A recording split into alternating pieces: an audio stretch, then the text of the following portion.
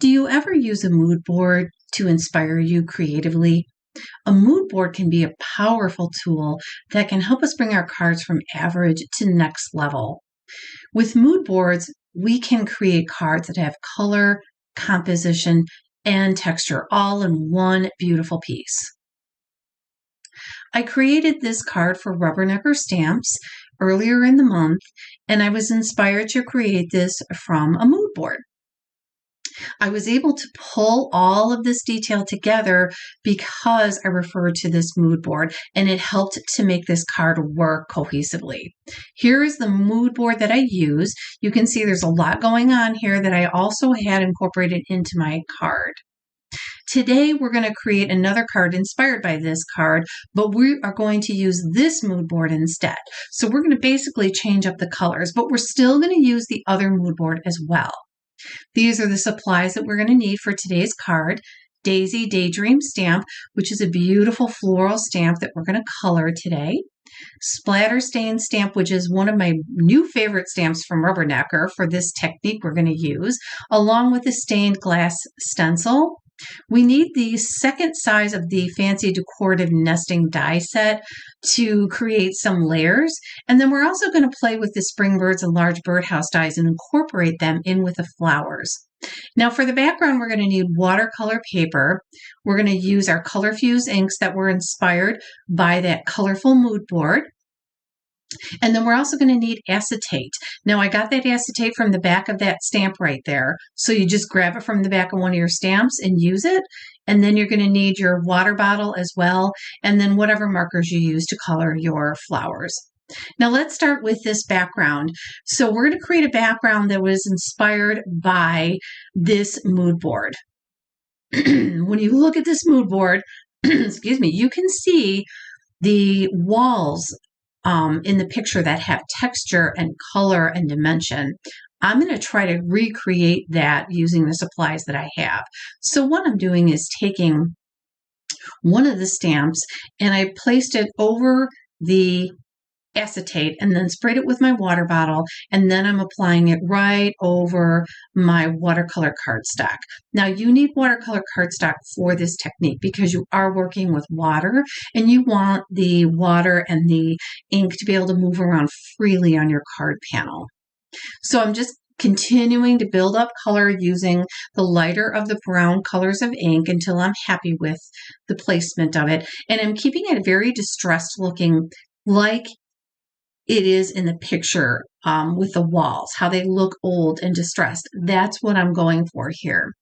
Now I'm going to go in with the darker brown and I'm going to add some dimension by adding a second darker color on here. Not too much, just a little bit to make this a little more interesting of a background. Now this is finished and I can go ahead and start with the next steps here to continue to build on this background. So I'm going to add some texture in here that reminds me of the texture I saw on the walls in that photo. And what I'm doing is I'm using the stencil and I'm going over it with the lightest brown ink and just winging it. I'm just adding it where I feel like it looks good. I'm not covering up the whole page with this stencil. I'm just doing the edges because that's really all you're going to see when the card is finished. So I'm kind of making the edges a little more interesting here. Now I'm going to go in with this Splatter stamp set, which is a new favorite of mine. I love this stamp set. And I'm going to use the words that are in the stamp set, and I'm applying it in each corner with my fingers so that it looks distressed and not fully stamped, because I don't want anything to get too dark and too standoffish. I want everything to kind of blend together cohesively and look like it belongs together, if that makes any sense to you. So that's why I'm using my fingers rather than a stamp set, because it stamps a little bit lighter that way, and then I can quickly add a little more ink and stamp a little bit more along where I need it, like you see me doing here.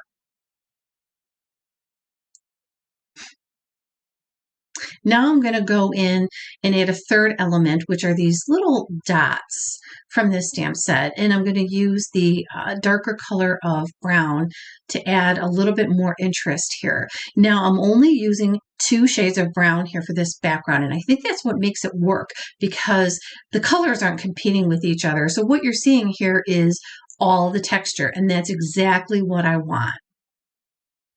So now that that's finished, I'm going to go in and start adding color based on the other mood board that I showed you that had the beautiful purple wall and the green and the oranges. So I'm going to start incorporating those colors into this base. The brown keeps everything grounded, but this color adds some life to it. Now that the background is done, it's time to color my flowers. Now the flowers are going to be colored similar to the mood board that had the pink or had the orange and green chairs sitting in front of the purple wall. I decided to make the flowers look like that chair. So I'm going to go in and color them. Now, when I'm coloring flowers this small, instead of coloring one petal at a time, I tend to just go in and color a group of petals. And then I build my layers of color from there, which you can see me doing right here. So that's all I'm going to do, is continue to build the color this way, coloring it in groups. And then while I'm doing it, I'm going to play some music for you so that you can sit back and watch me color.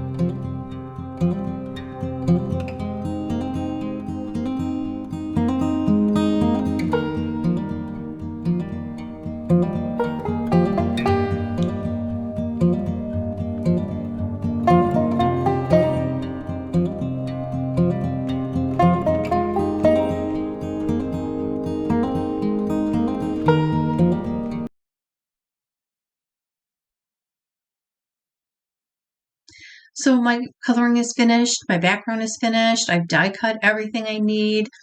I die cut that one beautiful doily piece that I'm going to put right in the middle, and I'm using that to help separate the background from the focal point. Sometimes having that little like primer right between a busy background and your focal point can really help everything come together beautifully. So I don't want to cover up that background though, so that size of a die is perfect for this card. And now I'm just going to go in and place my flowers and my birdhouse where I want them before I adhere them down. And once I have everything adhered, or once I have everything staged the way I want it on the card panel, then I go ahead and glue it all into place. And I use a liquid glue to give me a little wiggle room to get everything exactly where I want it. Now I have everything in place and I'm able to adhere it, and here is my finished card. And once again, I'm going to show you the inspiration from the mood board. You can see how I was able to pull all the colors from the mood board into this card, as well as use the previous mood board that inspired this card to the left. So it was pretty cool to be able to do that today, and I'm so excited to have 2 beautiful cards inspired by mood boards. So I hope that you find some inspiration out there. All of the supplies that I used today will be in the description box below. And I thank you for stopping by and joining me today, and I hope you have a wonderful day.